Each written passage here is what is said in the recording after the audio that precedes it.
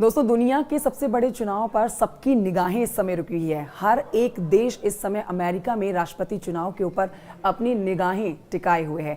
इसी पर बड़े अपडेट के साथ हम इस समय आपके साथ मौजूद हैं। बड़ा अपडेट आप ये ले लीजिए कि मतगणना जारी है और 16 राज्यों में डोनाल्ड ट्रंप इस समय आगे चल रहे हैं। आपके लिए ये जानना बहुत जरूरी है कि जिस तरह से हिंदुस्तान में जब चुनाव होते हैं, लोकसभा चुनाव के दौरान उत्तर प्रदेश में सबकी निगाहें टिकी होती हैं, वैसे ही जब अमेरिका में राष्ट्रपति चुनाव होते हैं तो सबकी निगाहें कैलिफोर्निया पर टिकी होती हैं। ऐसा क्यों होता है, ये आप जानिए।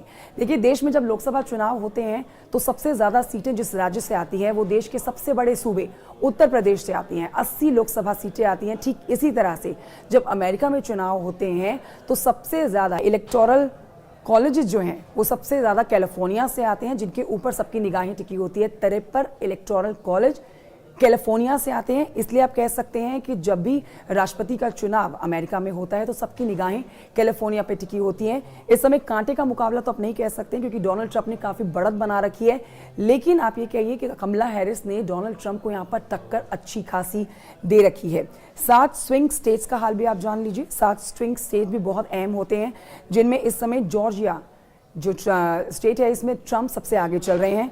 इसके अलावा पेंसिल्वेनिया में कमला हैरिस आगे चल रही हैं। नॉर्थ कैरोलिना में ट्रंप आगे चल रहे हैं। मिशिगन में भी ट्रंप आगे चल रहे हैं। विस्कॉन्सिन में डोनाल्ड ट्रंप आगे चल रहे हैं। नेवादा रुझानों में अभी फिलहाल यहाँ पर प्रतीक्षा की जा रही है, यहाँ से अभी पूरी तरह से नतीजे सामने नहीं आए हैं।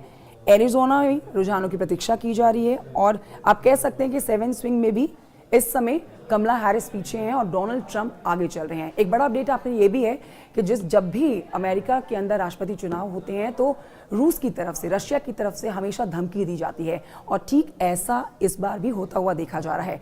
लेकिन अमेरिका की तरफ से साफ कर दिया गया है जितने भी फोन कॉल्स और मेल्स आए हैं वो सब इन इलेक्शंस को प्रभावित करने के लिए ही किए गए हैं, तो इस तरह की धमकियों पर ध्यान देने की जरूरत नहीं है। बहरहाल आज ये तस्वीर साफ हो जाएगी कि आखिर कौन बाजी मारता है अमेरिका में राष्ट्रपति पद की, डोनाल्ड ट्रंप या फिर कमला हैरिस।